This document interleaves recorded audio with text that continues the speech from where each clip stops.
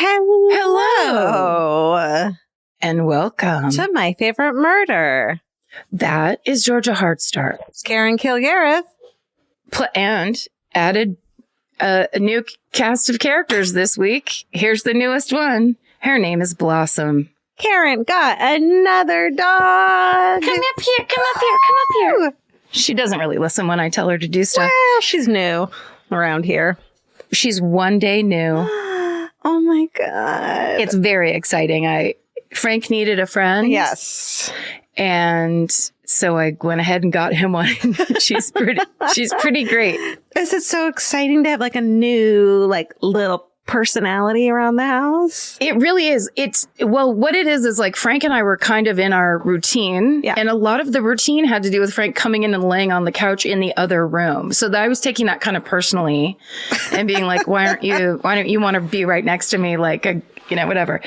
But it was because he was kind of like tired and bored. Yeah. I think. He just was just like, well, I can sleep here or I can sleep there, but It's all basically the same. You get offended like me when I'm in a room and I'm like, I have 4 animals and there's not a fucking single one of you that wants to be in the room with me? I'm like, I pay rent. Yeah. I'm the reason you eat at night. Yeah. Like, and it sucks for Vince because he's made me promise not to get another animal for 10 years after after Mo. But I'm like, but none of them want to hang out with me right now. So I know. Let's get another one and see if they want to hang out with me right now. It also feels like they should want to hang out with you, and they should, even though like I literally have had her now 24 hours, essentially, I'm a little bit offended that she doesn't come immediately when I call her, which is like, she doesn't know where the hell she is. It is very cute to have a little new animal that if I just get up to do something, like go throw something away, she follows and then as she watches me do it, turns her head to the side like, whatever could this be? Where it's like, this is me throwing something away. You're going to see this a lot. This is me getting more coffee. You're going to get used to it real fast. Watch this. Yep. We're going back in here again. Yep. I also introduced her to the washer and dryer because I knew they made noises. Where I was like, here's me shutting the dryer door. Well, that wouldn't be a problem for me because I do that every 3 weeks. So she'd be like, oh, are you a pile up laundry person? I've become really lazy. Like, okay. I think when I live with someone and like Vince, I'm not dirty. I'm messy. And it's really made me realize that living with Vince, because he doesn't give a fuck. But sometimes I'm like, does it bother you that I have all the things here? And he's like, no, because he's messy in his own ways and we don't overlap. So that's great. But yes, I've become a laundry pileup person. And then my therapist gave me this like fucking opened my mind. It was like, you don't have to do all the laundry now. You can do one load. So I pile it up because I'm like, I'm not ready for like 8 hours of laundry. I could just do 1 hour of laundry. That's right. Chip away. Chip away. Yes. You have to the chip away method, which with laundry, the thing that, and I'm same, like I have a pile that's been sitting there in different sizes since I moved into this house because I like to clean and have like everything kind of clean and like empty surfaces. But then I have to put it somewhere. Right. So it's like, there's so many steps. There's so many fucking steps. Yes. And so it's almost like you sacrifice this area of the house to be the piled up laundry area because then you can have a clean room. Right. Or vice versa. Then if like, but I don't care. Mimi keeps peeing on the fucking bed. So we have half the laundry is fucking bedding, which I don't give a shit about. Well, and also I think with animals, there is just the constant cycle where it's like, normally I would wear this shirt, if you didn't like sweat or do something weird, you could wear a shirt 2 times, but not with dogs with white hair. No, not with cats. I don't wear any black because of that. Yeah. Pets corner. Life is difficult with pets. Pets. Better and difficulter. Yeah, it's true. It's worth it though. I think it's the overall vibe. It is definitely, it's worth it. And also she really enjoys a yard, which is very cute to see. I can't wait to get Cookie a yard. We just have this like balcony that Cookie like suns herself on. It's very sweet, but there's like nowhere for her to do zoomies. So she just like do them in our like around the mid-century modern falling apart dining room table. Sure. It's really, get it done. I'm like, oh shit. Okay. This is a cat's house, not a dog house. What are you going to do? Do you ever take her to that dog park down the street?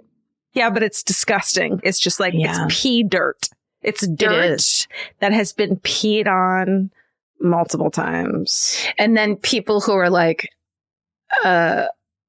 trying to do something. I'm always like, I can't approach groups of people who seem to be doing something. Like if I'm at the dog park, I'm there to let the dogs roam free and just kind of like check out. Yeah. But that seems to be almost like a take my business card style dog park. And I can't. That is a singles fucking meetup. Oh, is it? Oh my God. That's the best place to meet someone is at a dog park. Really? Yes. I feel like people go there who don't have dogs to watch dogs because like everyone wants a dog, but like they don't have room in their apartment or whatever. But they also like, it's better than Tinder. Wow. Oh, that's a good thing. That's a good like thing for the people IRL. That's nice. Yeah. And it's like, I have this burden in life of a dog and I'm single. So do you.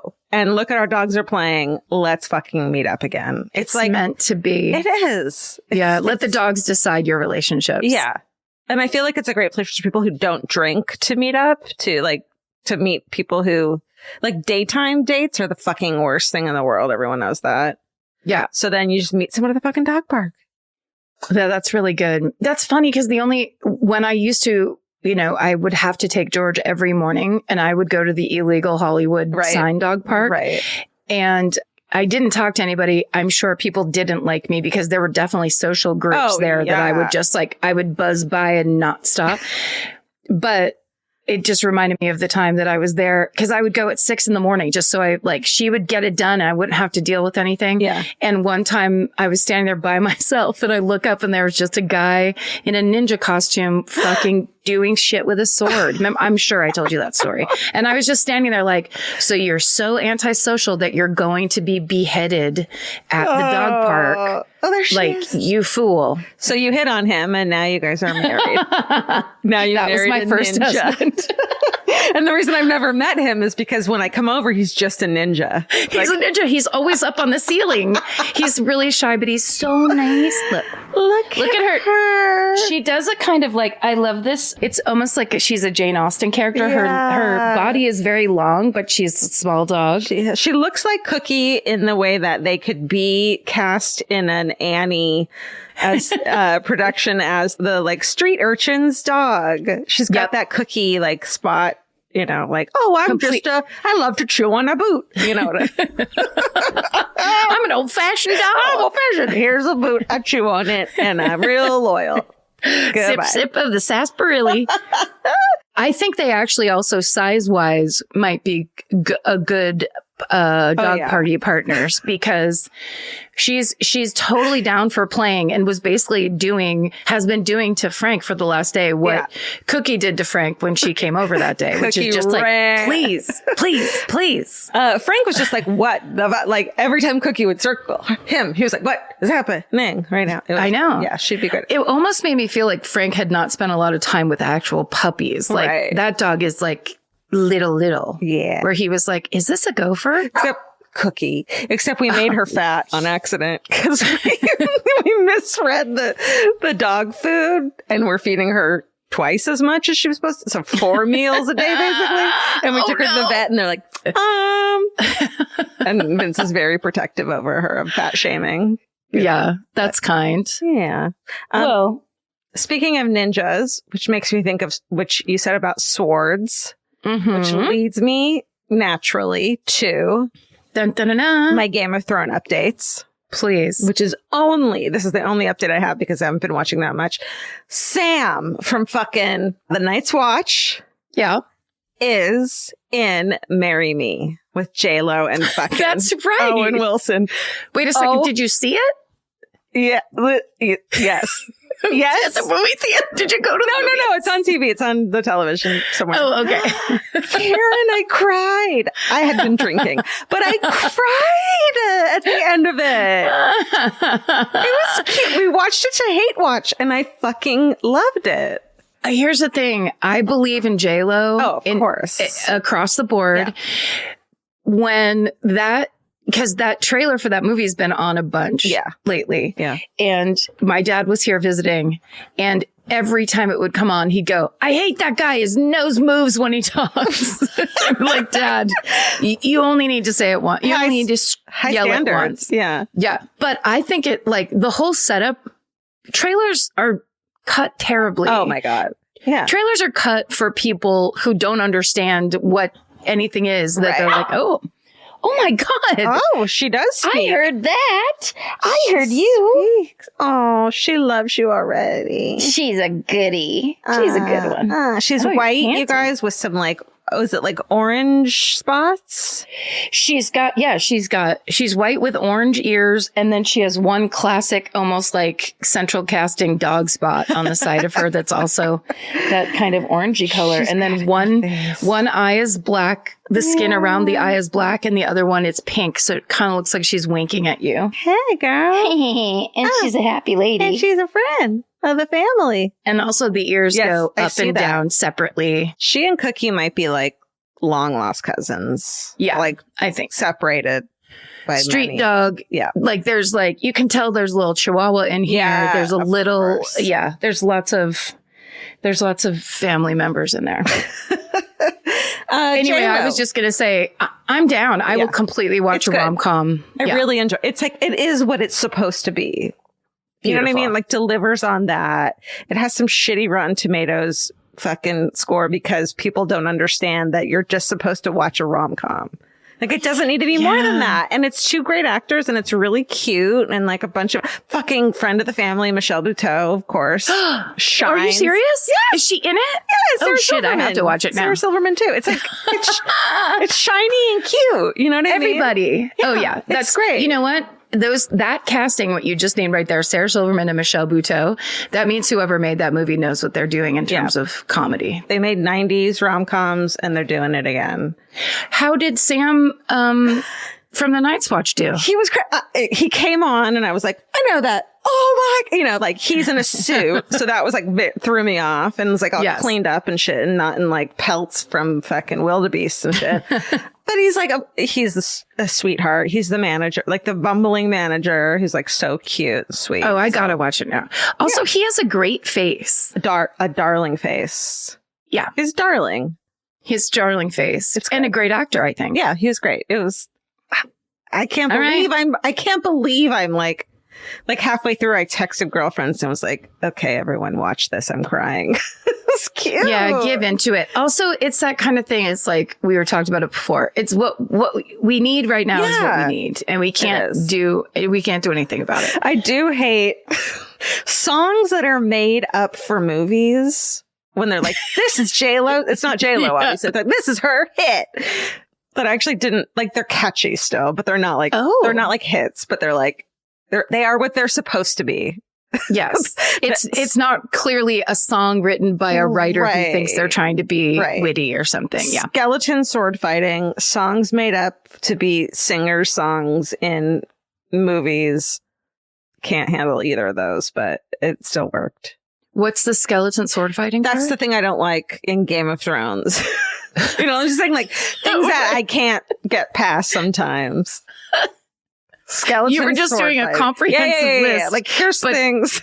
But I was thinking maybe that was act 2 of this movie. It's okay, so they immediately get married, then the skeletons come. That's right. And then they have to fight.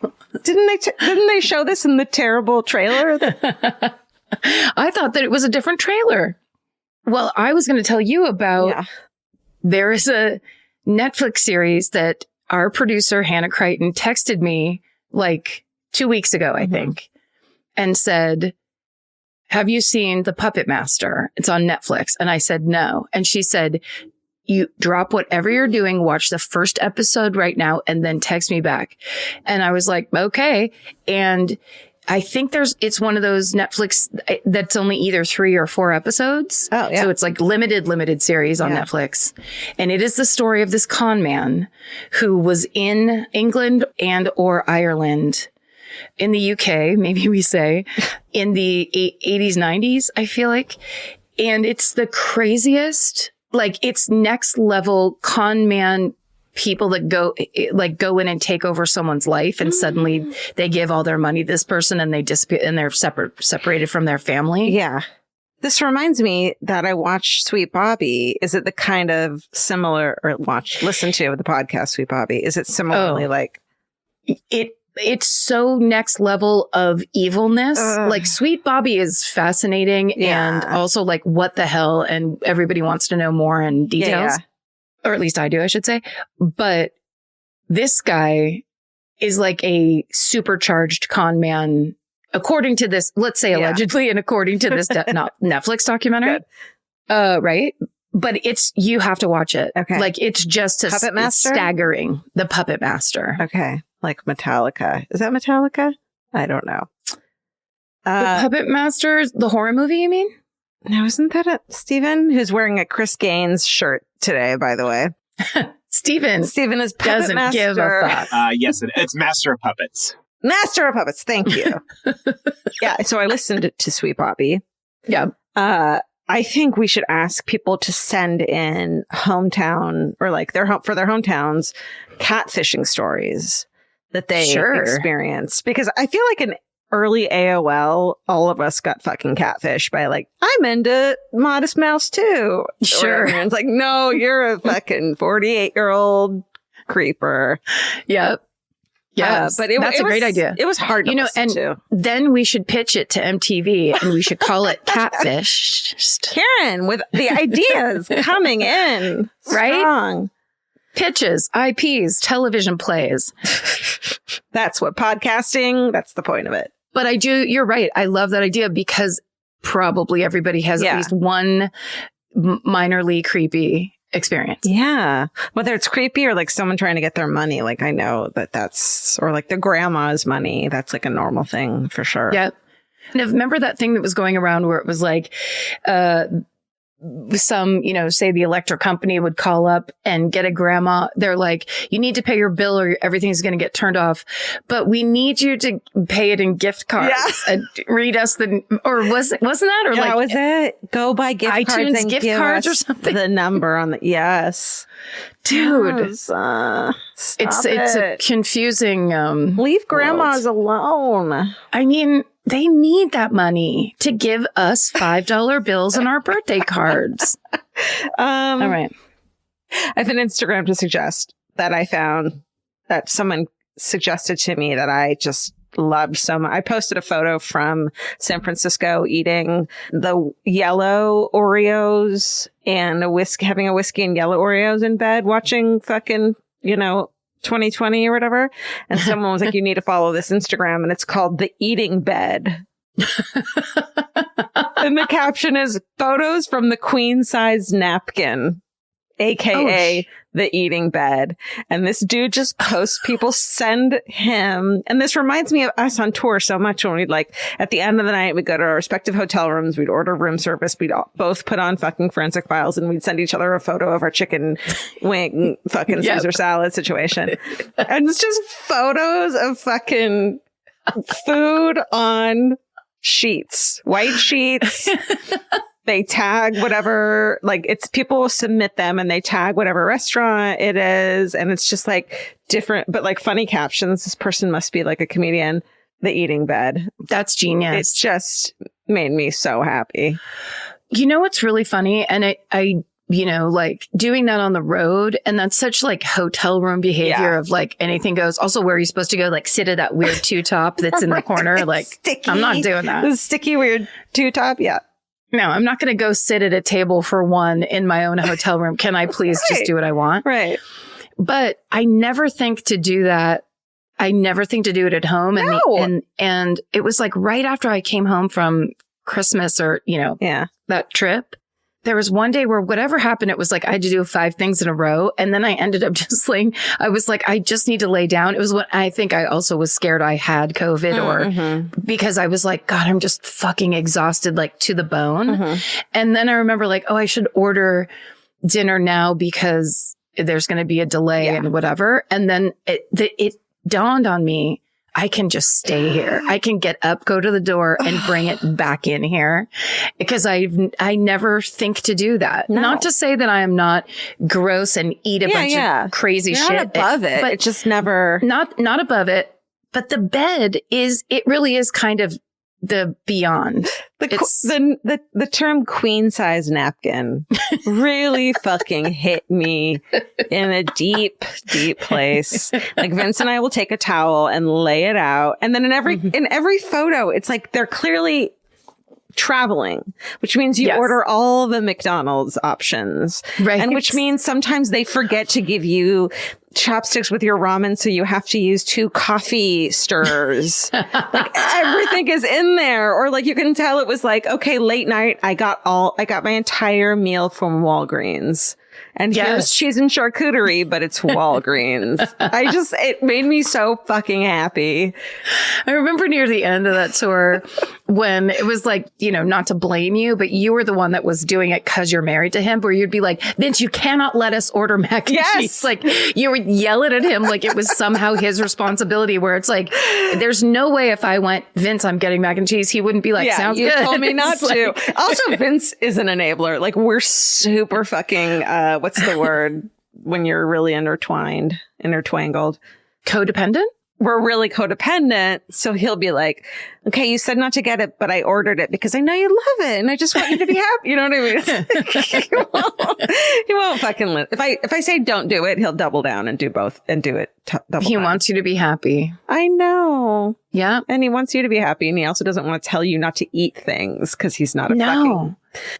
I wish I wish I could do it. Like, it's pretty basic. It's just like, and also every morning we would get up and be like, why did I eat mac and cheese at 12:30 at night? You know what my thing was? It's not why did I eat mac and cheese at 12:30 at night. It's why did I eat bad mac and cheese at 12:30 at night? If it was really good, I'd be like, that was fucking worth it. And hell yeah. But instead it's like you ordered it off the kids menu. Yes. It doesn't have to be good. It just has to be cheese and macaroni. Yep. Remember the mac and cheese I ordered? I'm pretty sure we were in North Carolina because it came with goldfish crackers on top of the mac and cheese. And I had to send you a picture. Yeah. Yeah. I mean, I got other shit, but I feel like we covered everything. I think we've covered all the truly relevant topics of our day. Oh, my only other thing, sorry, I do want to say this because my dad came into town and stayed with me on his way down to Palm Springs for the Super Bowl party. And while he was here, I'd already read this book and then I gave it to him to read. There's a writer named Seamus O'Reilly, Irish, obviously. Yeah. He's from Derry. He's from Northern Ireland. And every time I read the name Derry in this book, I got a cringe of the time I called it Londonderry on this show because that's what it said on the map. He is a columnist. He's a friend of, I believe, or knows Maeve Higgins, who's my friend, who's also Irish. Anyway, he sent me this book and it's called Did You Hear Mammy Died? And it's about him being one of 11 children and his mom died when he was 5. No. And it's a book of some of the most hilarious essays I've ever read about like what his family life was like and that whole experience.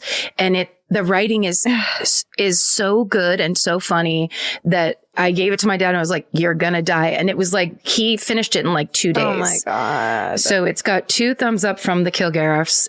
Say the name again? It's called Did Ye, Y-E, Hear Mammy Died, and the writer Seamus O'Reilly.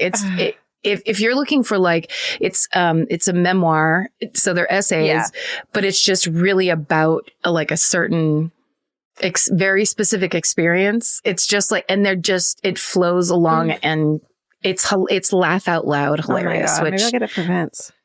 It's pretty great. Okay, perfect. Single Drunk Female TV show I like.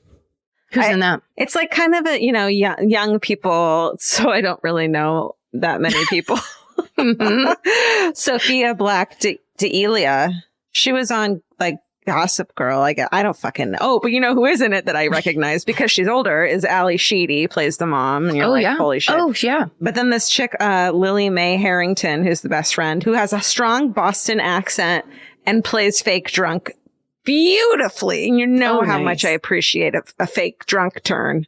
The greatest. But it's about a girl trying to get sober, and it's really good. I like that a lot good. on Hulu. Yeah, it's like heartwarming and funny and fucked up. I believe in Hulu. They make good shows. They really do. They really do. All right. What about our business? Let's do business. Down to business. Let's do it. Boo. What? On Exactly Right network highlights this week, Bridger's guest this week on I Said No Gifts is none other than Weird Al Yankovic. Like, come on. We've been freaking out about this, like, on the staff meeting for like 2 months.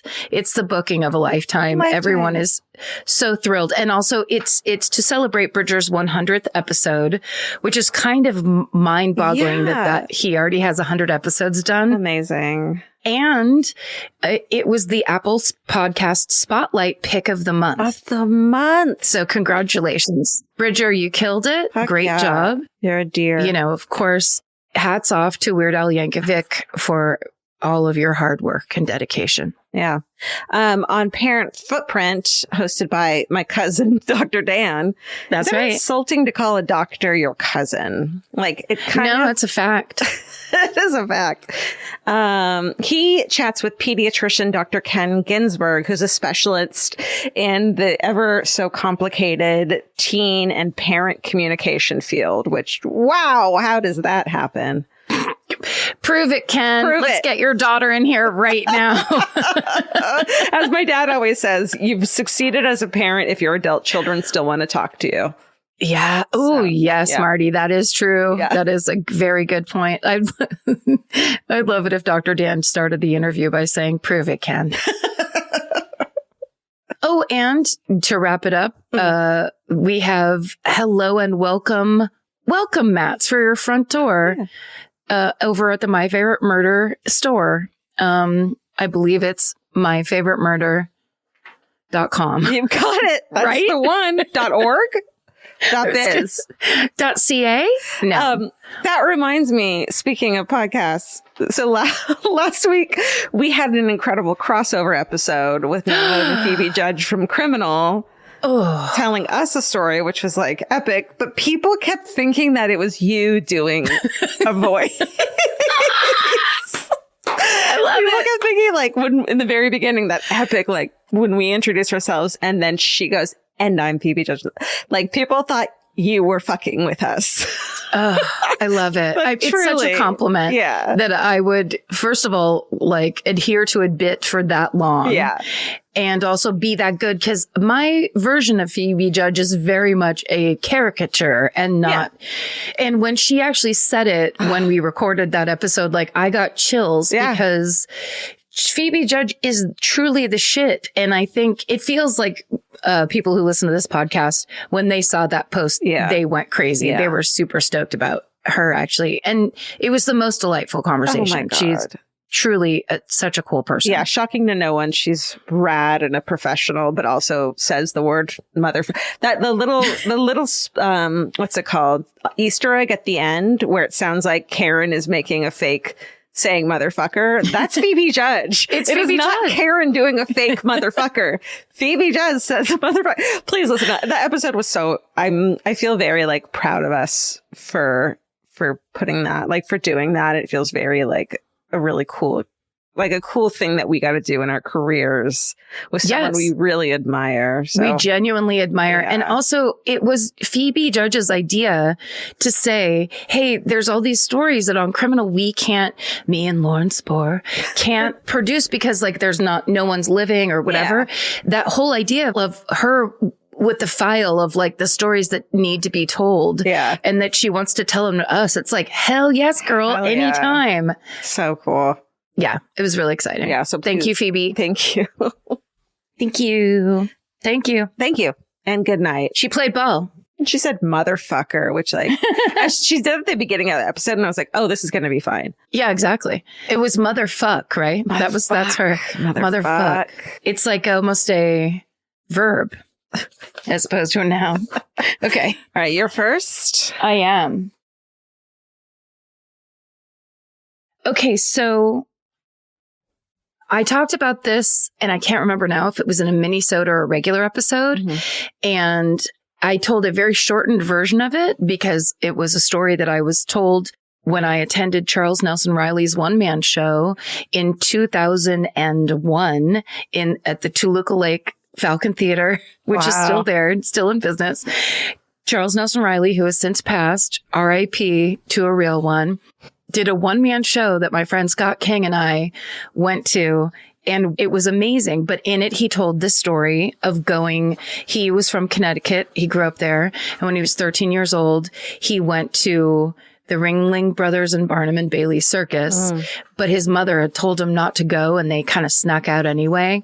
And then he goes on to tell the story of the Hartford circus fire, which he was there for, and which we've had relatives of survivors write us emails about. Oh my God. So when I talked about it in passing, somebody emailed us and was like, you have to, or tweeted and said, you have to go find my email because my great grandmother was a survivor.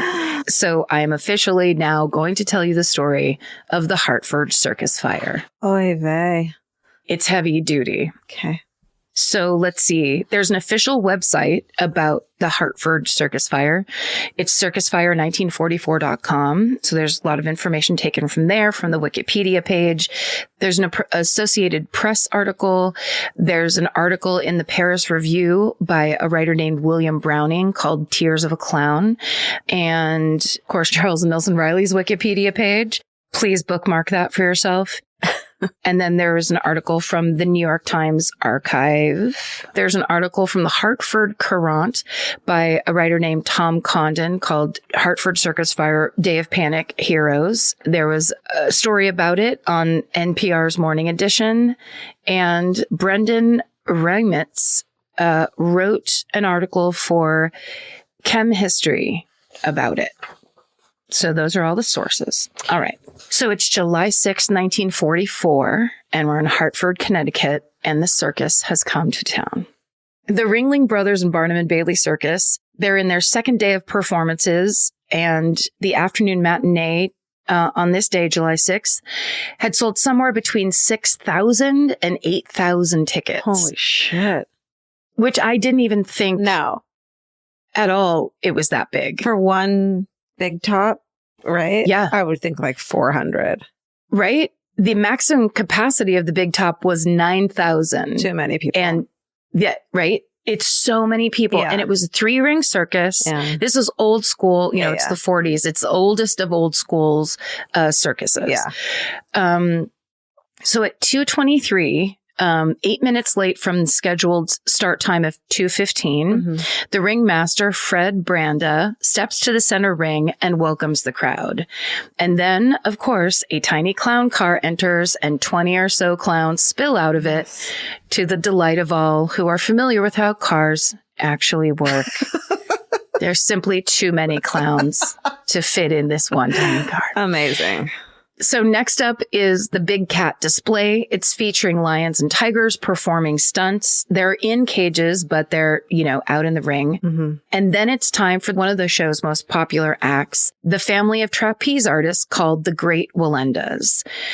They would later be known by the nickname the press gave them, which was the Flying Walendas, which is what my dad used to call us when we jumped on the bed. Oh, it was like a nomenclature, like a thing. Exactly. Because when I saw the Great Walendas, I was like, Jay, you got the name wrong. And then I looked it up because, and then it was like, oh no, that was like their nickname basically because they could fly through the air. Cute.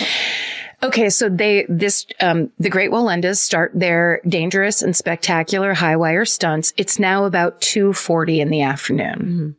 So near the middle of the Walendas act, the circus's band leader, his name was Merle Evans, he spots something on the side wall of the tent near the front entrance. Flames. So these flames they're moving quickly. They're like growing and moving so fast that Merle immediately directs the band to play Stars and Stripes Forever, which is the circus's subtle distress signal to alert the staff that something is wrong without frightening the audience. Whoa. Isn't that the best insider information? Yes. It's like when they say at hospitals, when it's like, Dr. Panic, something's happening we need you in this place. Yes.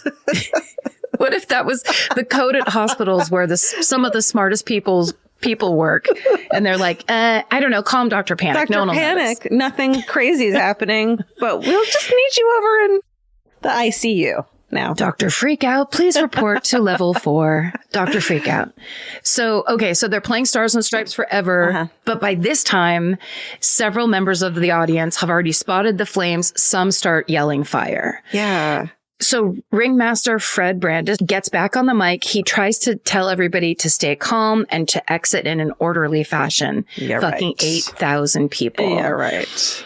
But as he's trying to say this, the power cuts, and so no one can hear him talking. Bad. Mm-hmm. So also, just to remind you that the fire started near the front entrance. So where everybody, we talked about this in other like stories like this, where you walk in is usually where you will run out if there's an emergency. So it's always good to look at where exits are, because there's always emergency exits other places, and to not go the way you came, because that's where everyone else is going to go, especially when there's 8,000 people. So especially in 1944, when everything is just like made from flammable material, like every single thing is just like excited to catch on fire.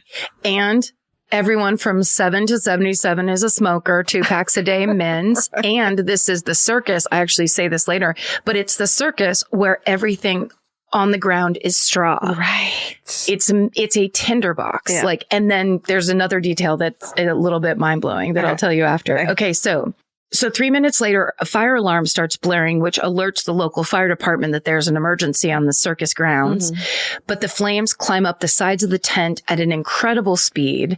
And because the fire's burning at the front where everyone entered, it looks like there's no way out, and the crowd goes into a frenzied panic. Mm-hmm. So it is truly worst case scenario inside this tent.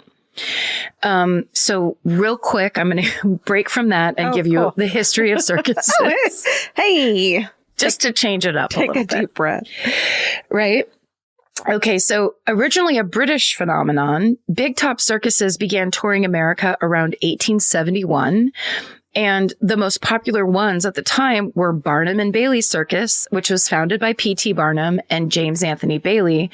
And then also the Ringling Brothers Circus, which was founded by the 7 Ringling Brothers. Jesus. So after James Bailey's death in 1907, the Ringling Brothers buy out Barnum and Bailey. And then they merge the two in 1919 to become Ringling Brothers and Barnum and Bailey Circus, which is then billed as the greatest show on earth. Mm. So I shortened it to RB&B is the largest circus act in the country, and their success continues to grow through the Roaring 20s. It was called, quote, one record-breaking giant of all exhibitions. So its popularity takes a dip in the 30s because of the Great Depression, of course, but then it bounces back in the early 40s because of World War II. Basically, in an effort to boost wartime morale in the States, President Roosevelt excludes the circus from the train travel restrictions that the rest of the country is subject to. Wow. So apparently it's like, nobody travel on trains, but the circus got to keep theirs and basically enables them to maintain their popularity through the 40s and into the 50s. But in the 40s, because of the war, the railways are short-staffed and they're stretched thin. So this leads to delays in scheduling. Mm-hmm. So in fact, because of those delays, the Ringling Brothers and Barnum and Bailey Circus arrived late in Hartford on July 5th, 1944, and they were actually forced to cancel their matinee show. So this was the day before the fire. Okay. Oh. Yep. And circus superstition says it is extremely bad luck to miss a show. Also, you're not allowed to whistle under the big top. You always step into the ring on your right foot. And if you find an elephant hair, it's considered very lucky. What? Those are just some other circus superstitions that I wanted to tell you about. All right. And that was from a website called Circus that seems to be about all things circus. I know them. I've spent many late nights scrolling circus.com. what I didn't understand was that I am fascinated with circus superstitions. Turns out. Turns out I will hear about them all day long. Okay. So, but missing a show, that superstition actually proves to be true because while the evening show goes off without a hitch, the circus employees feel uneasy heading into the rest of the week. And that uneasiness is proven correct one day later when the fire breaks out. So we're back to the fire. The ushers hear that music cue. And then, of course, then they hear the cries of fire. They rush toward the flames with buckets of water, but it's spreading so quickly that it just is ineffectual. And actually, the circus's most popular clown, a clown named Weary Willie, who's actually a performer named Emmett Kelly, who, if you saw a picture, he's the most famous looking clown face. He looks sad and his mouth is a stripe of white. But then he has like a 5 o'clock shadow and a big red nose and he just looks kind of bummed out. Classic old timey. Yeah. That's a performer named Emmett Kelly. He heard the screams and he ran out and tried to fight the fire himself. And there's actually a picture that a newspaper photographer was able to take that day. That's like one of the more legendary pictures from this day of like this sad looking clown who's just like doing his best to try to put this fire out. Oy. But by the time everyone got out there, the fire has reached the top of the canvas tent. So now flaming bits of canvas and wax coating are falling down on the people below, burning and sticking to the audience member's skin. And eventually, the ushers realize they need to give up trying to put the fire out and work on guiding the audience to safety any way they can. But even with their help, it's pure chaos because some people manage to escape from the tent only to get outside and realize that their loved ones are still trapped inside. And so they run back in. Shit. Horrifying. Yeah. Also, other people stay seated, either stunned in shock or hoping that the circus staff will either put the fire out or tell them what to do. Yeah. So a lot of people just kind of keep their seats and are watching it almost like it's part of the show. Oh my God. Some run into the center ring desperate to find a way out, but they only end up running in circles because there's no clear way to leave aside from the way they came in. And in the midst of the chaos, most people are just trying to help each other get out, lifting and even tossing children over barriers and cutting holes into the sides of the tent, like with knives to let people free. Hell yeah. And it's to be said that it was World War II, so the majority of people in this tent were women and children. Aye. Yeah. So now also the big cats, which was the act that had just ended before the Flying Wallendas, are still in the tent. And they're backstage waiting to be let out of their performance cages and into, there's basically a system. They have enclosed wire chutes that the cats walk from their performance cages out through these wire chutes and into the outside cages where they stay. But people don't know that and they're looking for an escape. So they end up, it's horrible. No. They end up running through the flaps and into the wire cages where lions and tigers are also leaving the tent. And the wire chutes are not big enough to hold people running out, especially en masse. So, of course, there's a crush of people. And so there's people who are trampled and there's also people, they're in there with lions and tigers. It's a nightmare. Also, one of these chutes just disengages entirely, and then lions and tigers are just running free. And they're panicked too, so they're like, "Yeah, oh it's horrifying." Okay, so other audience members try to escape the burning tent by climbing up the bleachers and jumping off the back, so that they can at least try to slip out like under the bottom of the tent. And that was actually the story that Charles Nelson Riley told in his one-man show where they were, I can't remember if he said they had snuck in the first place. Right. But basically that's him. And I believe it was his cousin that was with him snuck out. They immediately, when they saw the fire, just went under. Yeah, I think it's because they snuck in. So they went back the way they came and they just ran and kept running all the way home is the way he told it. So yeah, there's people that were basically like, well, I can't go down because that's where there's so many people down there. You'd just be adding to the mass of people. So they ran up the bleachers and then jumped off the back. In some instances, this actually ends up working.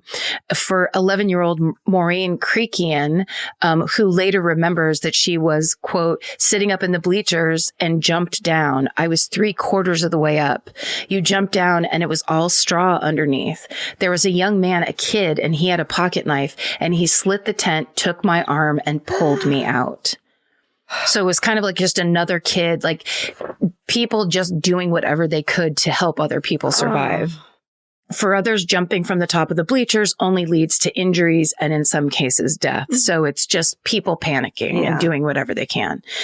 After just a few minutes, the fire reaches the top of the tent. And when it does, it blazes across the canvas so quickly, there's a loud sound that would later be compared to a jet aircraft on takeoff.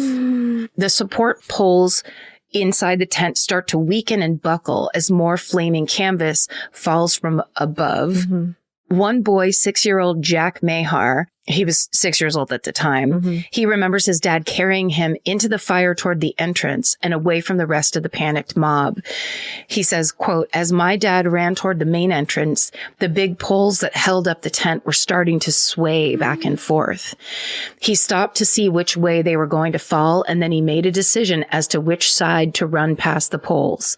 My dad made it out the main entrance with me on his back, and the first thing we encountered was a herd of elephants being led away from the fire by a handler. I'll never forget my father asking permission to duck under the elephants to get to the street. And the handler yelled, yes, of course, go ahead. So this guy took his kid and just fucking booked it out of there. And then that's the like insanity of it. You're just met with a herd of elephants when you get outside. So crazy. So Jack and his father, like many of the survivors, find their way out of the burning Big Top, only to realize they can't get their cars out of the parking lot because all of the emergency vehicles have arrived and they're now blocking the exits and the roads. They also can't use payphones to call loved ones and let them know they're all right because all the lines are tied up by emergency personnel. So there's no way to get through. With nowhere to go, no way to contact anyone to come pick them up, many of the survivors are left standing outside of the burning tent, watching it burn and listening to the screams of the people trapped inside. Oh, Jesus.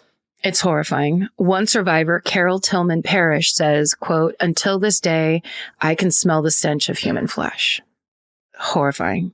She was only 6 years old on that day.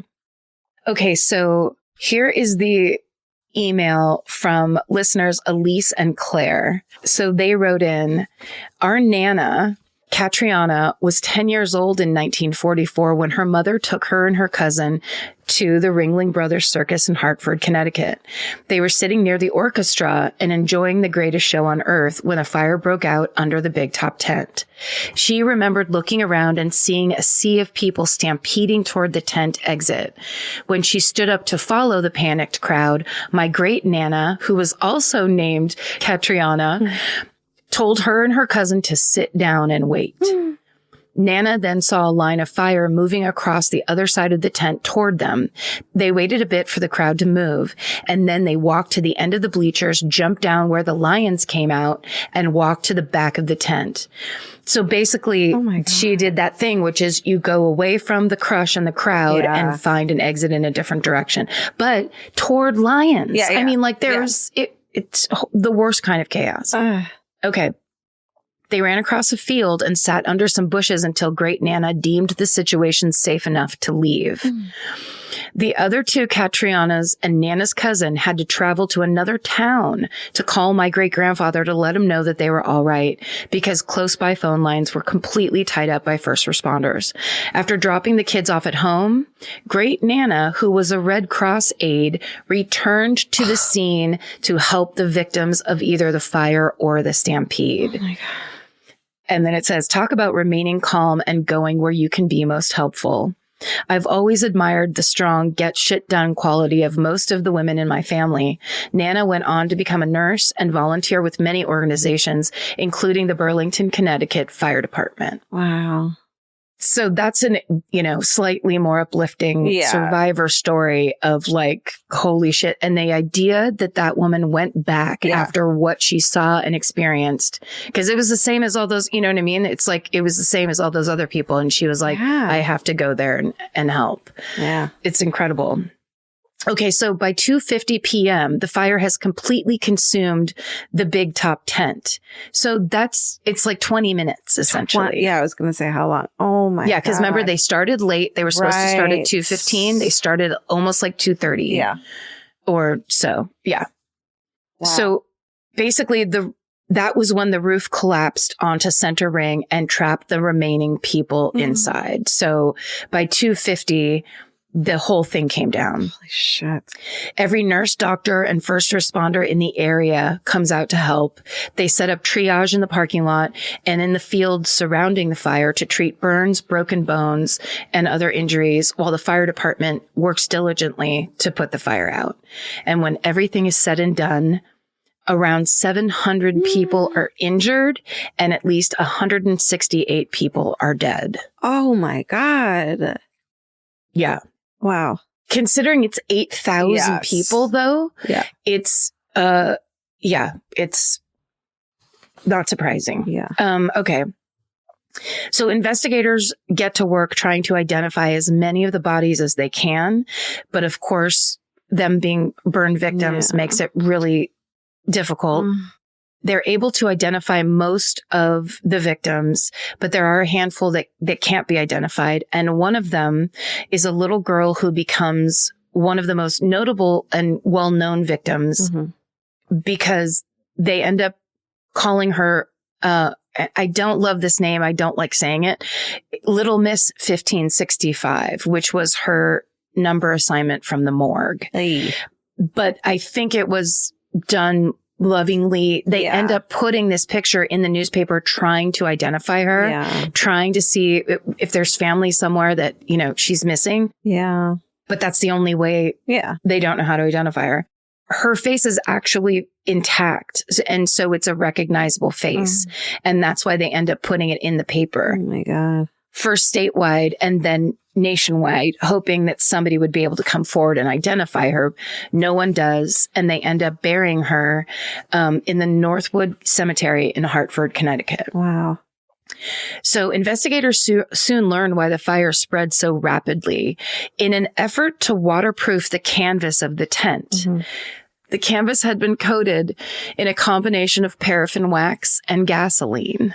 I knew it was going to be something fucking stupid. Oh my God.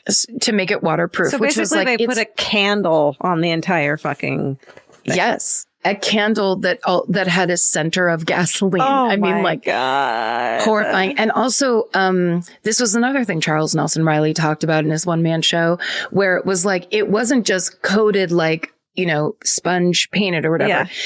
Yeah. On the parts of the big top, where it kind of, I'm doing this with my hand. Am I getting it? Thank you. It's concave. I saw it. It's pools of gasoline and paraffin are sitting in those. You know what I mean? Like it's all over there. So it was like so incredibly flammable. Incendiary. That's what they call it. Yes, that's right.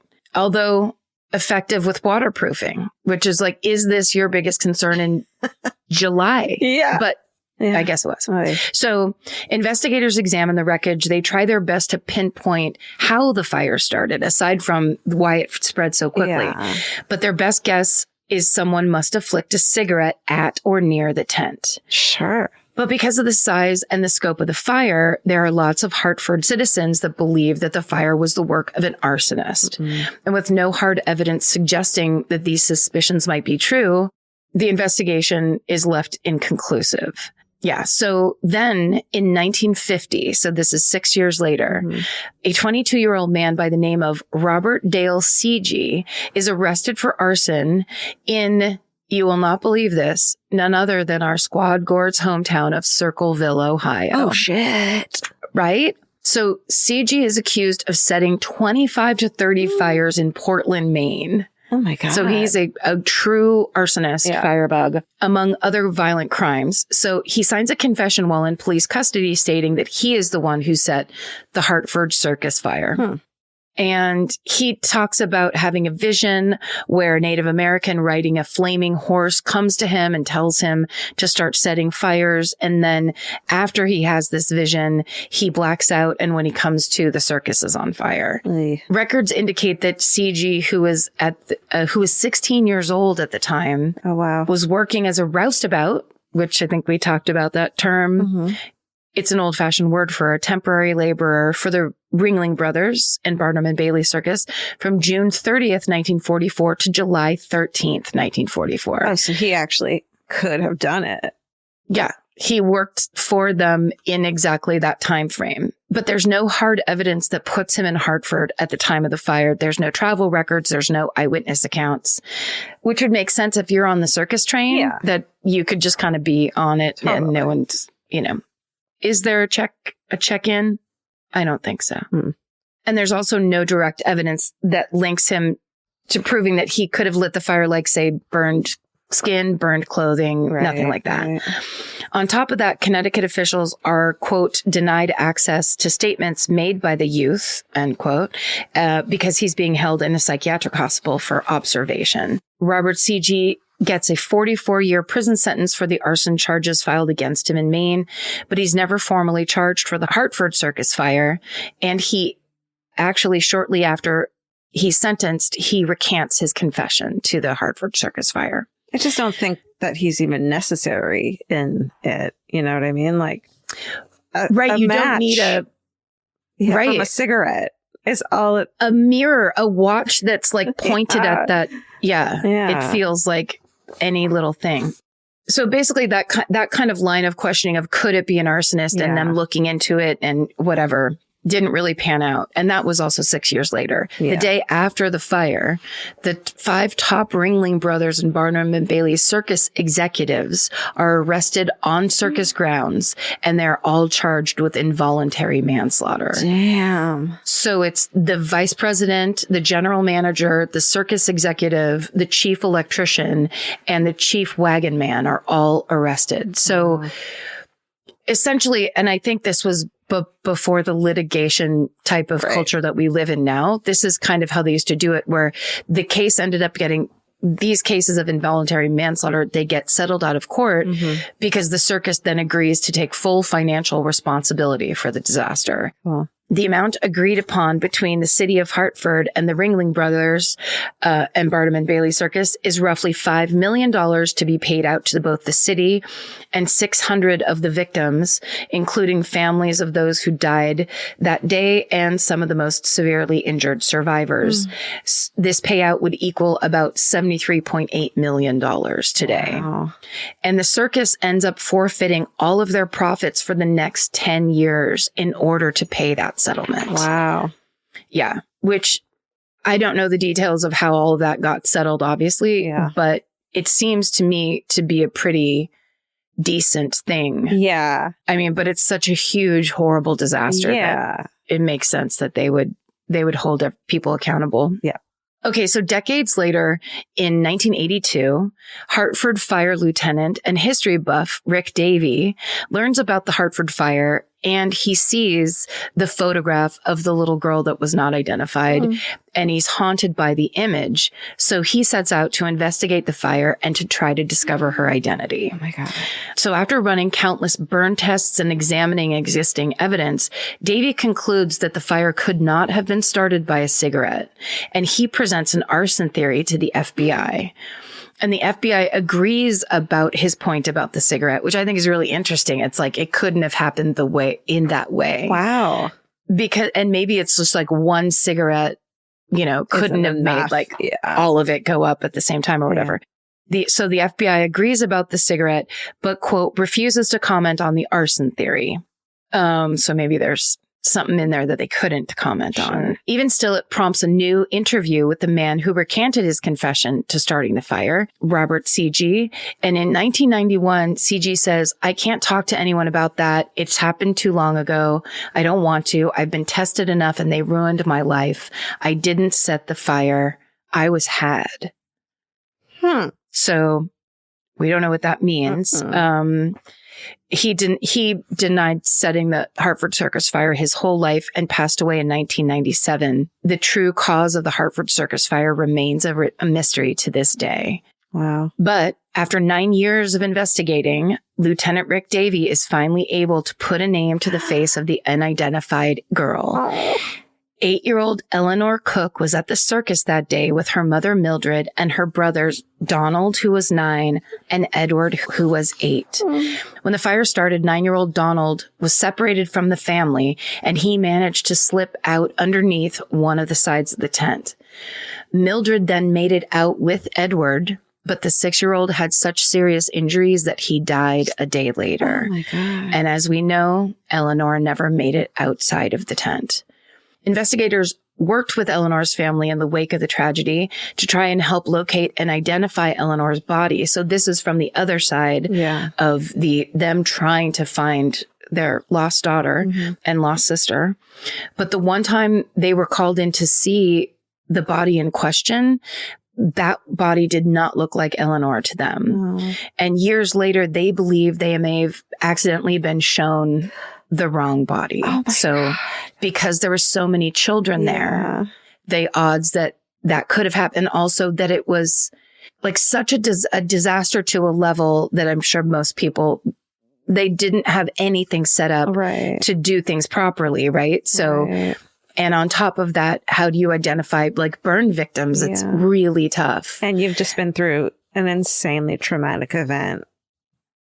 Right. Wow. Yeah, it's so tough. Yeah. When Donald Cook, who was 9 the day of the fire, when he saw the photo of little Miss 1565 in the newspaper, he contacted authorities to say he believed it was his sister, but nothing ever came of his report, which makes me think if it happened even in like 5 years later, he would still have only been 14 years old and may have just been dismissed as like a prank call or just like not listened to because he was a kid. Or I bet there were so many people calling in if 100-something people died.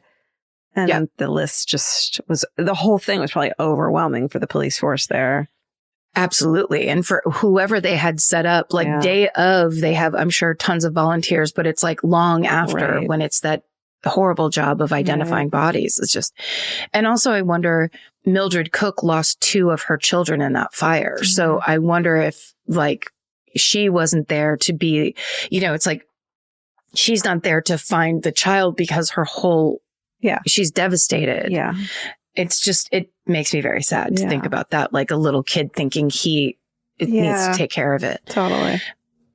Even if he's a teenager, he's still a little kid, comparatively. So Lieutenant Davey's investigation prompts some DNA testing. And in 1991, Donald is finally proven right. And his sister is identified as the girl in the newspaper photo. Eleanor Cook's body is exhumed and she's reburied next to her brother, Edward. So she got to go home. In the wake of the tragedy, the Ringling Brothers and Barnum and Bailey Circus does eventually get a new non-flammable waterproof coating for their tents, obviously. But by 1957, after their debts to the victims and the city of Hartford are all paid, they switch from performing in tents to performing in established stadiums and arenas. Great. Which is kind of interesting that might have been the impetus for that. It was just like that. Yeah. They continue their run for the next few decades, but run-ins with animal rights activists, coupled with higher costs and low audience turnout, caused the circus to shut down in 2017. And then a notable survivor of the Hartford circus fire is actor, comedian, director, and the star of the Match Game game show franchise, Charles Nelson Riley. He was only 13 years old on the day of the fire, and the event left him so traumatized that he would spend the rest of his life avoiding sitting in audiences of any kind. What? And he's a performer. So it's basically like if he said that if he did have to be in an audience or like have to see a show, he would have to sit at the very back of the house next to the exit. Totally. Oh my God. What's interesting though is Nana Catriona from the listener story in the beginning. She still loved and attended the circus after the circus fire. So this is from that email near the end. Nana, oddly enough, continued to absolutely love the circus, though she despised the song Stars and Stripes forever. Oh. Right? After her husband died, she moved out to Wisconsin to be closer to our family. I went away to college in Madison, which is about an hour away from Baraboo, Wisconsin, the home of Circus World.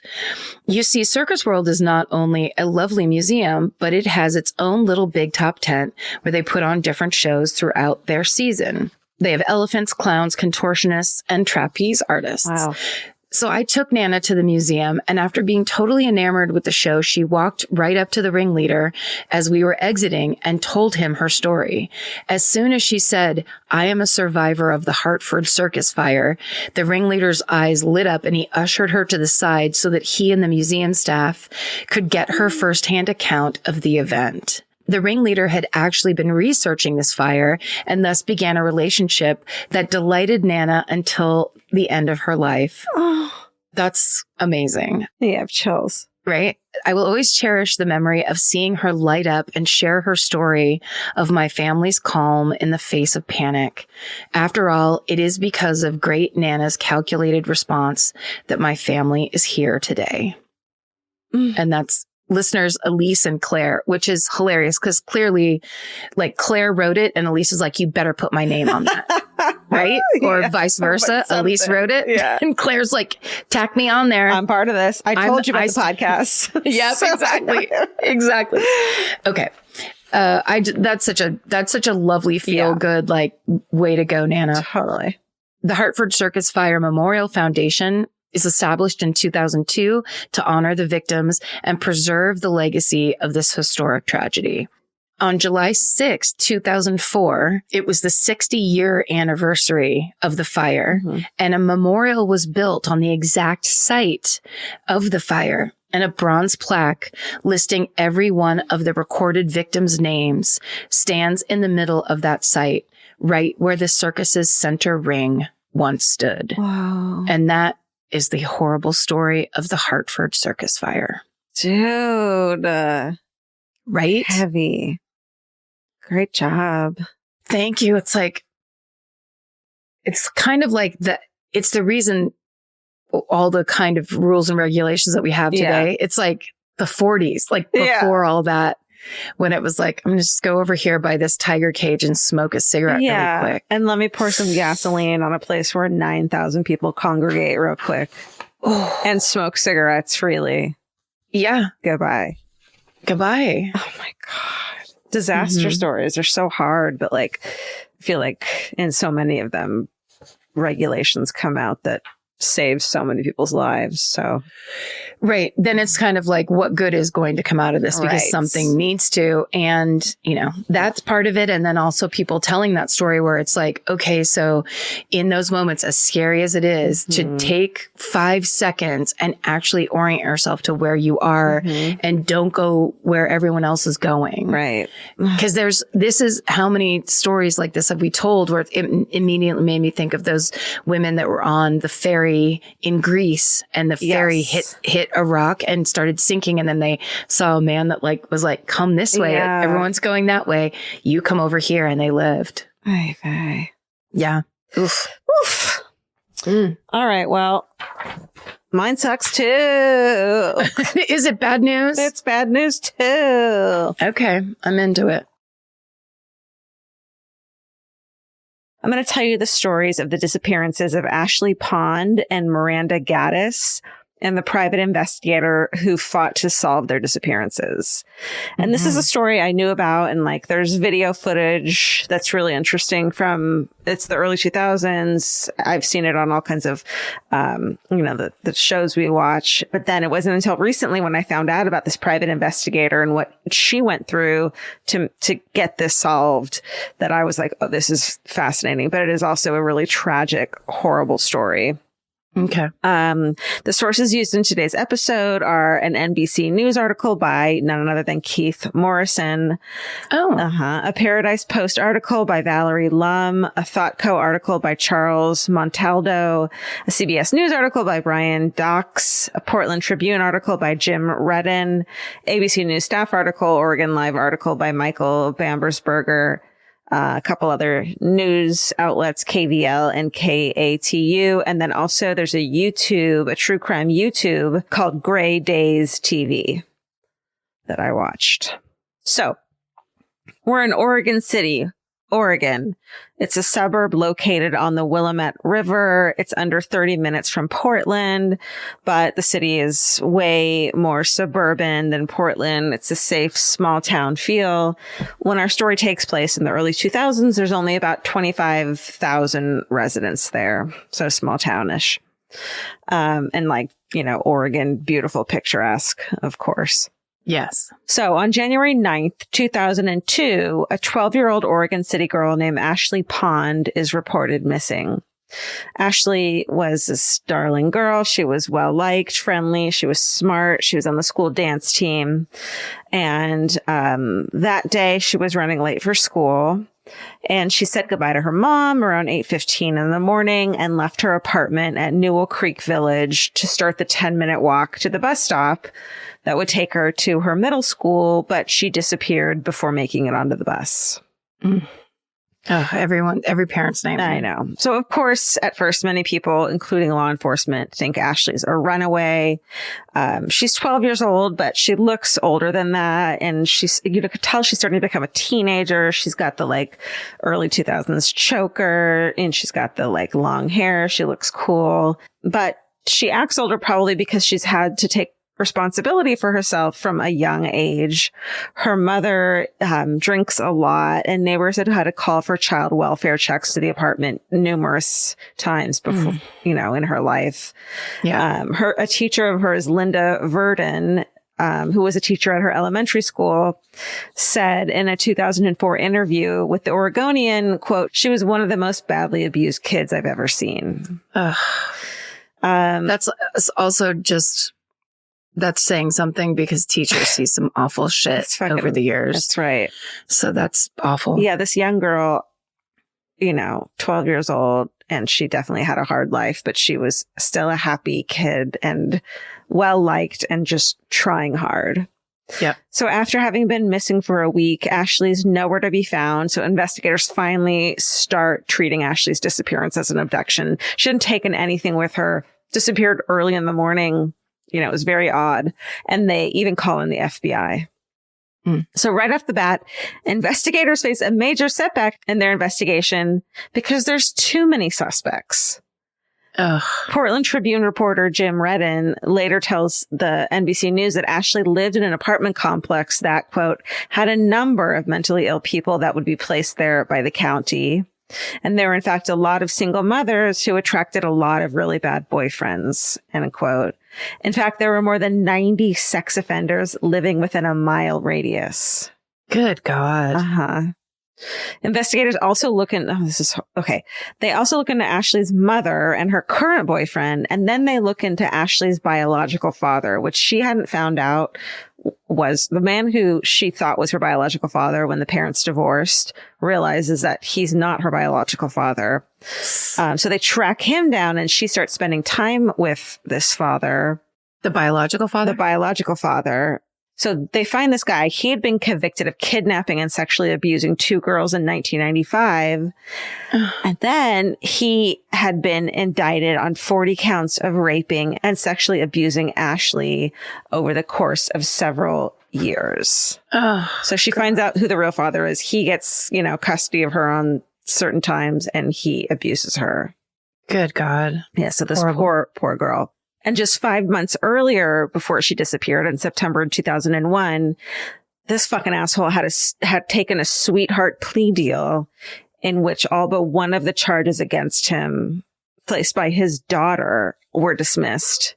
And he's sentenced to 120 months in probation. So investigators look into hundreds of leads, but even with the large suspect pool, they don't find anyone suspicious enough to focus all their attention on. Weeks go by and there's still no sign of 12-year-old Ashley. And this is where a private investigator named Linda O'Neill steps in. And actually, a couple weeks ago, bought and read her book that she wrote about this, just for preparation for this. And the book is Missing the Oregon City Girls. And so I read that. So let me tell you a little bit about her. Before she became a private investigator, Linda O'Neill had attended college and graduated with a degree in liberal studies. She started working as a dispatcher for the Oregon County Sheriff's Department and eventually worked to help officers write their reports. So she's a great writer and very intuitive. She later switches careers and becomes a fraud investigator for a bank, and then becomes an investigator for an attorney. And then once she had enough experience, she starts her own private investigation business. That's very cool. Yes. So it turns out the reason she'd heard about this case, she lives in the area, but also Ashley, the girl who disappeared, is Linda's, the private investigator's ex-step-granddaughter. So Linda's husband had previously been married to Ashley's grandmother. Okay. So they're still involved in the family. You know, they're family members. So it's not a huge connection, but Linda speaks to the family of Ashley and they ask her to look into the disappearance since the police aren't finding any leads. And Linda becomes like super focused on finding basically her step granddaughter.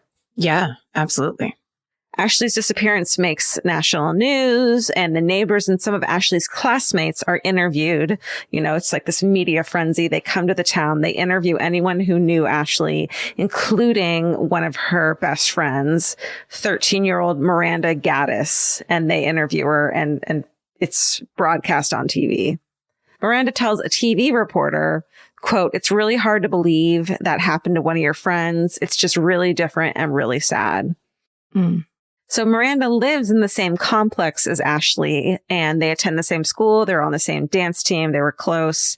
And on March 8th, Miranda Gaddis disappears in the exact same way Ashley had only 8 weeks earlier. So she'd been interviewed for it on air, and then she disappears as well. So just after 8 a.m., Miranda had left the Newell Creek Village Apartments on her way to school, starts making that same 10-minute walk to the bus. And just like Ashley, she never made it onto the bus. Wow. With a second young girl missing, Oregon City residents are panicking. They think they have a serial killer in town, and it was just caused absolute panic. The FBI calls in additional agents, bringing the total agents investigating to more than 60, and a task force comes together. Yeah. Jesus. Because it obviously was connected at that point. Same age girls. They were friends. They look the same.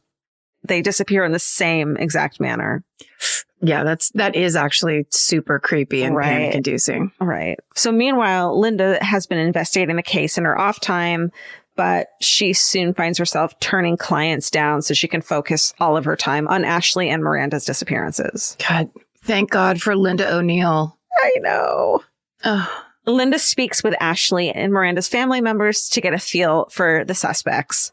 And when she's done speaking to them and interviewing everyone, she has narrowed down the huge suspect pool and decides to start looking into a name that she's heard over and over, and that name is Ward Weaver III. Ward Weaver III is a former family friend of Ashley's who lives in a house right next to the apartment complex. It's like a rundown little house that he's renting. Ashley's aunt had told Linda that Ward is no longer a family friend because recently Ashley had reported that he had been molesting her. And Ward Weaver had a daughter Ashley's age, and they were friends at school. So Linda does a deep dive on Ward and finds out that he has a lengthy, violent past. In 1981, when he was 18 years old, he was accused of raping a relative. The victims interviewed, but authorities didn't press charges because they felt like it was, quote, useless.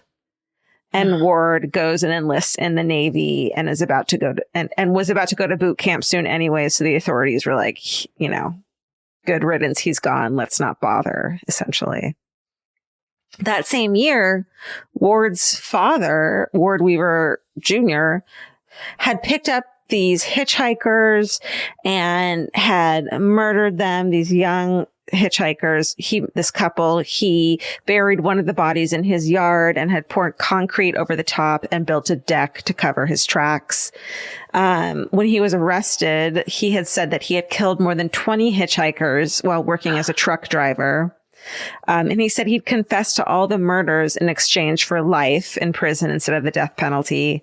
But the DA's office wanted him to face the death penalty, so they said no to any of the confessions. Oh, man. I know. Ward's father is sentenced to death row in California. So he's the son of a serial killer. Yeah. And then there's all these other, he's just an abusive monster. His 5-month pregnant girlfriend has to go to the hospitals with injuries from him beating her. He attacks a friend's teenage daughters and goes to prison for that for 3 fucking years. It's just instance after instance of this man being a horrible, abusive psychopath. Yeah. So he has a daughter around the same age as Ashley and Miranda. They're friends with her. Everyone likes going to the daughter. I'm not going to say her name because clearly she's a victim as well, but they love going to her house because, the single dad will give them booze. They can hang out there. He's the cool dad. He puts in a swimming pool. He's basically grooming these young girls. Right. Setting it up to be like, yeah. Yeah, exactly. You want to hang out here. And so Ashley had lived with them for a short while. I think her home life was really strained. And I'm sure he was grooming her. And so she moved in with them. And then, they actually said that she had slept in the same bed with him at times. Yeah. Mm. And so then she finally accuses him of raping her and moves out. This is Ashley. So in her deep dive, Linda finds that police have already looked into this guy, into Ward. He has an alibi. Officers and search dogs search his house and property with no results. And then a man named Harry Oakes offers to help Linda free of charge with the aid of his search dog. And the search dog's name is Valerie. So on March 20th, Harry brings his dog along. They start searching the apartment complex where the girls had lived. And he just follows Valerie as she follows a trail straight to Ward Weaver's property next door to the apartment buildings. So Harry then tells NBC News he goes over and knocks on Ward's door and asked if he could search the house. And Ward is this cocky, over involved in the whole case and a little too enjoying the attention a little too much, which is suspicious.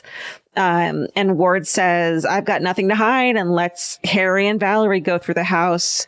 Valerie picks up on a scent in the hallway, and they follow the trail to the backyard all the way to the recently poured concrete slab, which Ward had said he was putting in for the jacuzzi. And then Valerie gives the quote death alert near the spot. Harry tells Linda she's, of course, light bulbs going off. They let the FBI and the police know, but they're not interested in the story. But of course, the light bulb that goes off in Linda's head is that Ward's father had buried one of his victims under a concrete fucking slab. Yeah. What? Why ignore that? I know. What? I feel like they don't people meddling in their business, so they don't take their info as seriously, Yeah, we got to change that somehow. Yeah. How to change that. So so we can frame it like it's welcome because this is really hard work and there's a lot to it. Yeah. And if people are a licensed private investigator, right, like the great Linda O'Neill, right, they're trying to help you. Exactly. At least look into it. Totally. At least look at the file that says his father also buried people under a slab. I mean, if you're even in the 90 if you're even on the list of 90 suspects and you've just poured concrete in your backyard, please, top of the list. Please. Guess what? Help us. Yep. Help you. That's right. I wonder if it's that because they did it so casually with the dog that all of it would get thrown out in court. Absolutely. That just out of fairness in the argument we just made. Right. Just to devil's advocate the other side. But I feel like a tip and then you do your work. And the other thing to me too is that the search warrant thing, if he had said no, he rented that place. So the owner was the one who could have said yes or no to a search. Oh. Not him. But did you get your law degree when I wasn't paying attention? I did, but yeah, it's like a thing. You can't. You don't want to brag about property. it. I didn't want to brag, but yes, I went to MIT. Where's a good law school? I don't fucking know. Yep, MIT is one of the best law schools in this country. Fucking Hogwarts and then MIT, and now, and look at me now. You went to robot law school. They're going to break down your door. I went to space camp in Florida. Yes. What's up? Got that certificate. That's right. And look at me now. So Linda, of course, knows she's on the right track. She continues to focus on Ward. She speaks to more people who know Ward. And of course, many of them, not surprisingly, have really disturbing stories about him. Another teacher at Ashley School said that she saw Ward, and by the way, he's in his late 30s. He saw him drop Ashley off at school before she disappeared. And that when she got out of the car, he kissed her, quote, passionately.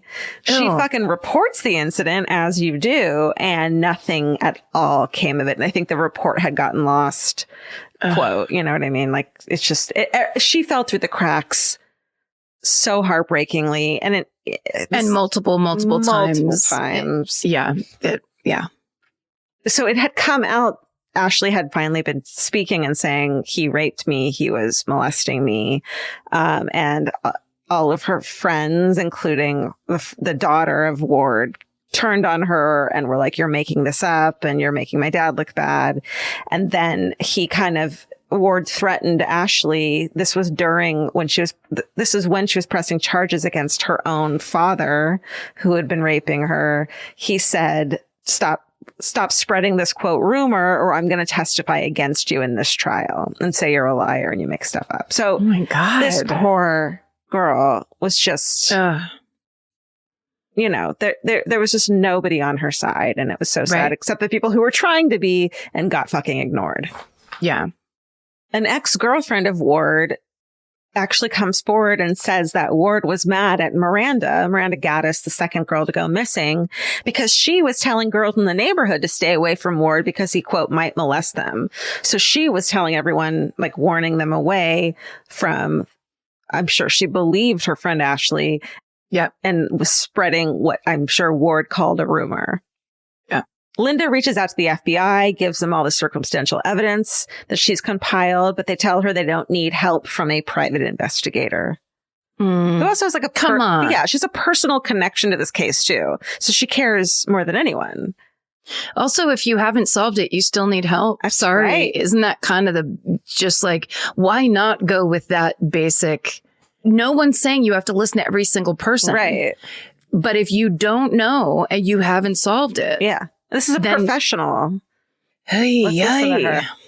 So Linda, of course, feels so defeated. And so she reaches out. No one else will listen to her in law enforcement. So she reaches out to Portland Tribune reporter Jim Redden.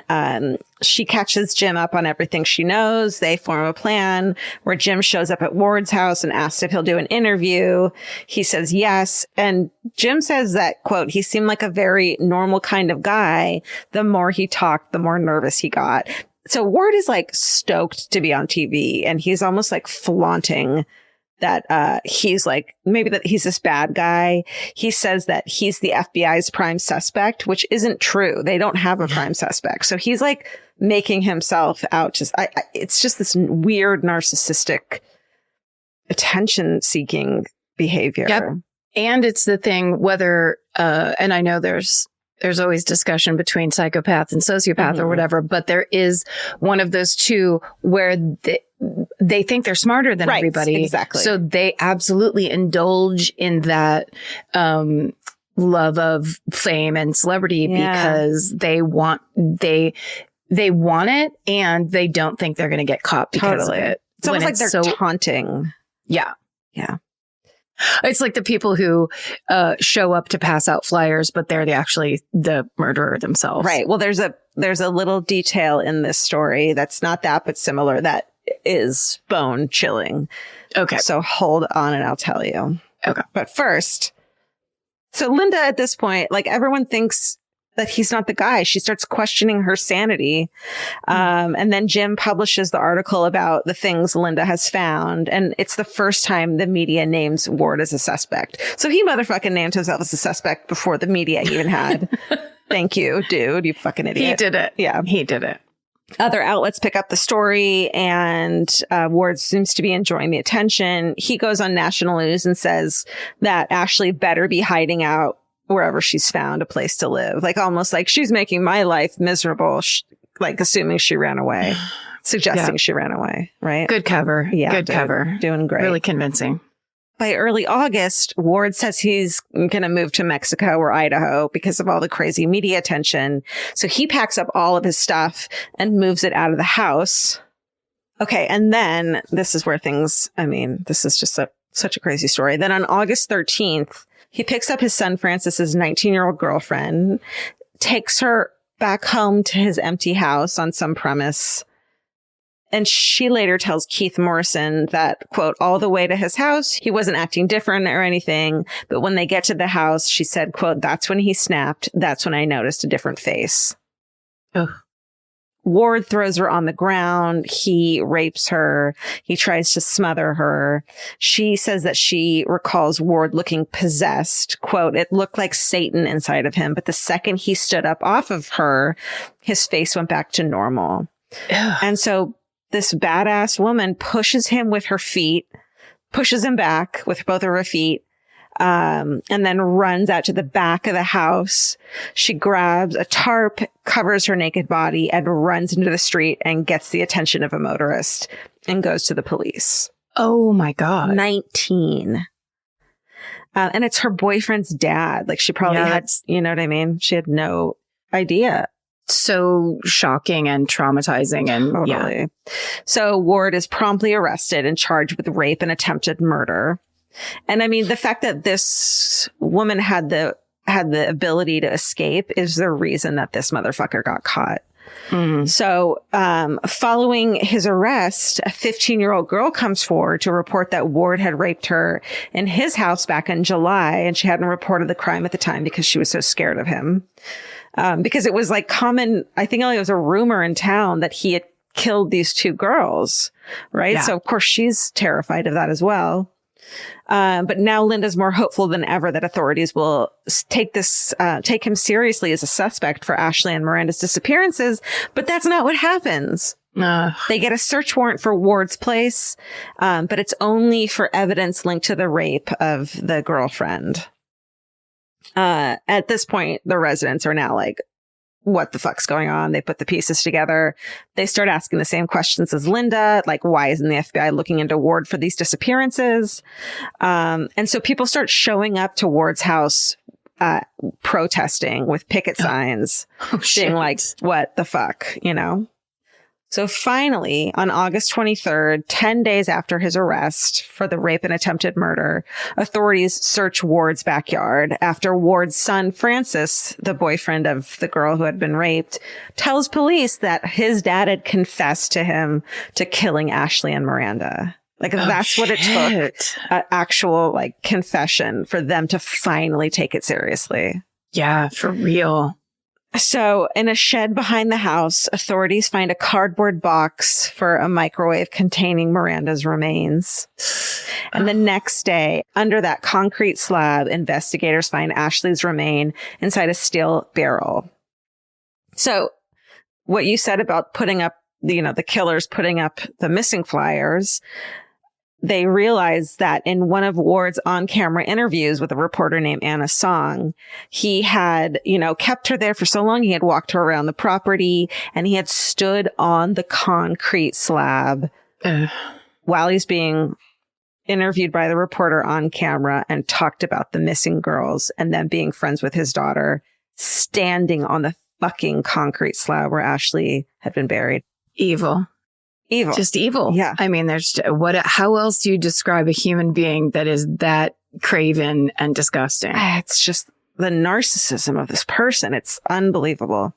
Ward is charged with 17 counts for offenses against Ashley and Miranda, the girlfriend, and the 15-year-old rape victims, both of whom one would say, if Ward had been looked into more deeply and taken more seriously, those last two victims might not have become victims.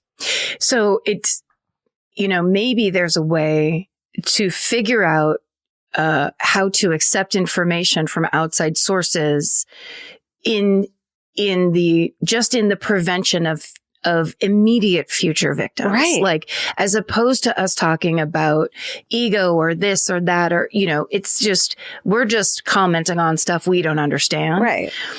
But when you look at it like that, where you could have listened and at least figured something out, at least to be officially investigating and saved that additional trauma and heartache. It's confusing. It is.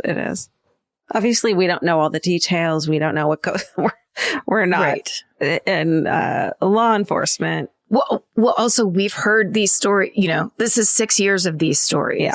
So this is part of it, I think, is people, when you read these stories a lot and you know the truth of them, when these things come up time and again of just information and like people coming forward to share information and those theories being rejected out of hand or never even considered. Yeah. And then the cost of that, there's real cost, and that should be measured and balanced. And basically it's like, if you worked at any other job, if you worked at Jamba Juice and there was a way you were doing it that was actually screwing things up and making it really awful, they would change the procedure of how things went down. And it's like, it can't just be like our way or the highway forever, because there doesn't need to be so much human cost and carnage. If Ashley's, claim of being raped by this man had been taken seriously, or, I know there's like these there's funding that needs to be given to these organizations so they have more people on the ground looking into these, cases of child abuse and rape. But if it had been taken seriously, maybe her life wouldn't have been taken from her, Yeah. Well, we've talked about it a lot, but it's a thing my mother as a psychiatric nurse used to rant and rave about all the time, is when you cut off services, when you divert money from services, when there's, when you have 50 social workers and 10,000 cases, then this is how children fall through the cracks. Right. This is how abusers continue doing what they do. And it is about voting, and it is about politics, and it's about getting the right people in power. But it's also about talking about where money is always taken from, which is schools and services for things like this, and where it's kept. Yeah. That's the real discussion that needs to happen. It doesn't need to be this bad. It's like my sister says it every time, where she goes, people are so offended at this idea of defund the police. And she goes, every single time they cut school funding and no one's pissed except for the teachers and the people that understand the real cost. But they do it every year to teachers. Yeah. But God forbid you even mention it about the police. Totally. So Ward refuses to talk. He pleads not guilty, but when he's faced with the death penalty, he pleads guilty or no contest to all counts in exchange for 2 life without parole sentences. He doesn't confess anything. He just pleads guilty and goes off to prison. But later he does have conversations with his daughter, who, this poor girl, is so confused and still loves her dad and doesn't understand what's going on, and kind of explain. It seems like he tells her what happened. And also Miranda's little sister goes to try to get answers from this monster. And his answers are, I was going to get caught and found out, so I killed them. It's nothing rewarding. It's nothing that makes any sense to us with normal fucking minds to understand why this monster would do such a thing. Yeah. It's just unsatisfying. So sadly, the Weaver family's tale of violence doesn't end with Weaver Ward III. In 2016, the son, Francis Weaver, whose call led to the discovery of Ashley and Miranda's body, he is convicted of murder in connection with a drug deal gone wrong. Oh, God. In January 2007, Linda publishes the book Missing: The Oregon City Girls. And for the story, she changed some names and reconstructed conversations, quote, but for the most part, the book is the true story of her investigation into Ashley and Miranda's disappearances. And so that is the tragic stories of Ashley Pond and Miranda Gaddis. Man. I know. There's no silver lining on that. It's just this tragic story of people who could have been helped. I will say, if we have to look, and we always should. Yeah. Your Linda O'Neills of the world. Yeah. The people, whether it's relatives who are hurt, broken, and then because of that, passionate and fueled, or whether it's a private investigator who cares and meets the families, and then just gets involved. Yeah. There's a human element to these stories that gets them broken in some way. Yeah. And thank God, you know what I mean? It's like, and that she did what needed to get done. And clearly the guy with the search dog, I don't remember his name. Yeah. I remember Valerie's name, but it's like those people went in and did the job. Yeah. They did it. That reporter from the Tribune. Yeah. Like they did it. Yeah. It's that thing of like, you know, she looked at this from her investigator mind and said, this is solvable. This isn't it's never some stranger who came into town, especially when the second girl goes missing that is, you know, has the exact same characteristics and is in the family. It's like, just ask around, and like people in town know who the town creep is. You know what I mean? Yeah. Or where all the girls were going, or where fucking Ashley had just said that this guy had been molesting and raping her. But the problem is it's about, you know, the second you stamp somebody troubled teen, right? It's like the 70s runaway thing. And they did it to her too in the very beginning. This is a 12-year-old girl that we've been talking about, 12 years old. Yeah. That's heart stopping to think that's a child. Yeah. And she's trying to, get, you know, talk about this incredible violence that's being done on her. The strength it took for her to actually come forward. And then it's like, oh, it's that makes you the troubled person. You're coming to say this happened to you is the way that, you know, whoever it is is rationalizing not helping her. Totally. And the prosecutor on her dad's side is abhorrent. I mean, there's more stories in this, obviously, in this tale that are just let down after let down of these poor girls. Is it in Linda's book? Is it all in Linda's book? I don't think that part is, but you can watch the YouTube channel I talked about, Gray Days TV. He does talk more about that. So check that out. And I definitely when you talked about, when Miranda went missing, she was the second girl, right? Yeah. Then it hit me where I was like, oh yes. Yeah. This one's rough and sad and they're so young. It's so sad. The first time, the thing that always stuck in my mind for all of these years of it is him standing on the concrete giving an interview. And I think later he also stands in front of the ice chest where he had kept Miranda's body for a while. Like he led them over there. They're fucking sick. He's rotten in the brain for sure. How about we each do one fucking All right. You wanna? I'll go first. This is from the Fan Cult Forum, and it's called Kicking COVID-19 in the Balls. On August 23rd, 2021, my husband's twin brother, James, died of COVID. Oh. He was 31 years old. In direct response to that tragic day, 12 of our closest friends and family are now fully vaccinated. As a nurse in the ICU actively battling this pandemic, I can confidently say that he has posthumously saved multiple lives. So fucking hooray to those we love the most who are now unexpected martyrs. We miss you, James. To the rest of us, please keep fighting and fuck COVID-19. Shelby and Cody in Texas. Oh, that's heartbreaking. So sad. But 12 sometimes people. They went, hey, that cuts through all the noise and the bullshit. And it's, And now, maybe someone here listening will get finally vaccinated after hearing that. Yeah, maybe. Okay, this is from the Fan Cult Forum, and it says, fucking hooray for quitters by Rizaroo. It says, my fucking hooray is reaching my 2-week mark of quitting smoking. Yes. 2 weeks. Oh, so, yes. You're on it. You're doing it. Yeah, you're doing it. That's 14 days. It might not seem like much. It does. But during an insanely busy and stressful month where I spend most days in tears, I'm so proud of myself for not giving in. I might have sobbed while driving past my go-to gas station yesterday, but I didn't turn in and I made it home without giving up. That's exactly what you build on when you're trying to quit something that is hard or that you're addicted to, is those little tiny victories. Yeah. And can I just say that it made me think, I recently discovered a drive-through car wash near my house that provides me with the strangest amount of calm and peace. It costs like $7. Yeah.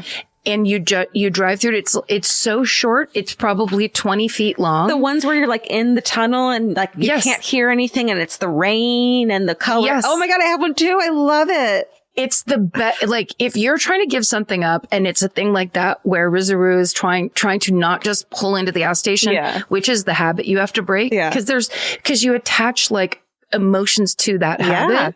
Go find a similar habit that you try to get equal emotions out of. Like, I'm not kidding. I went to this gas station one day because there was just this, it was the most stressful, crazy day. Yeah. And I was like, I was just kind of driving around with my ears ringing. And then I was like, wait a second, I'm going to wash this car. And then by the time I was on the outside, on the other side of the car wash, it was like I had been washed and those fucking blowers, the last step blowers, where every drip of water gets blown off. It's just like, and then you've actually accomplished something that day too. Yes. Like, you're doing it for yourself and for your sanity, but hey, guess what? Your car doesn't look like you're a fucking nightmare too. Yes, you know what I mean? Like, my car, you walk up to your car and go, hey. Yeah. Right.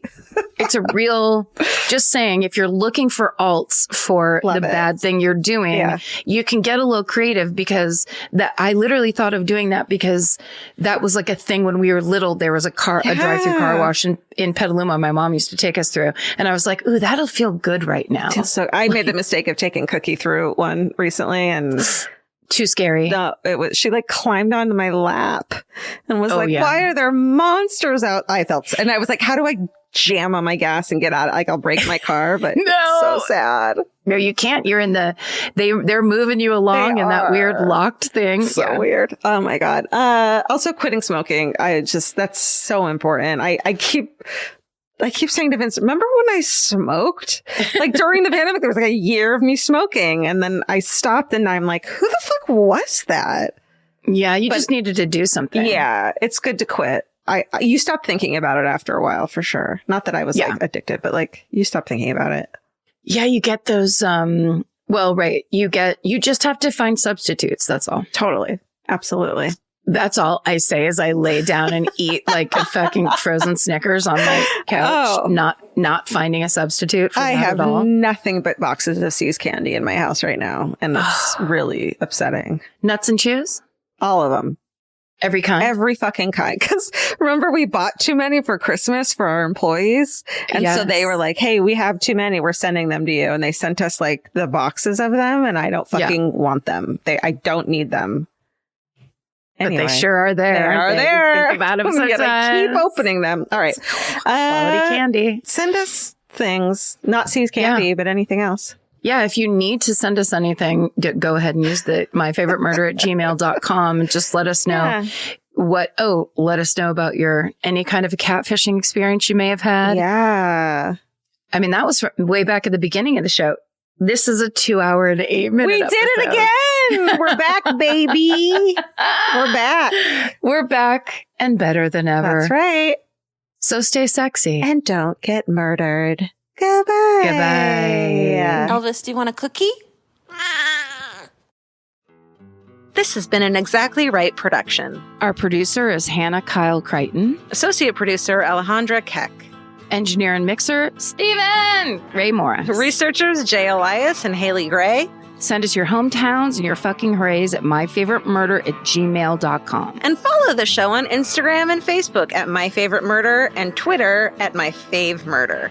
And for more information about this podcast, our live shows, merch, or to join the fan cult, go to myfavoritemurder.com. Rate, review, and subscribe.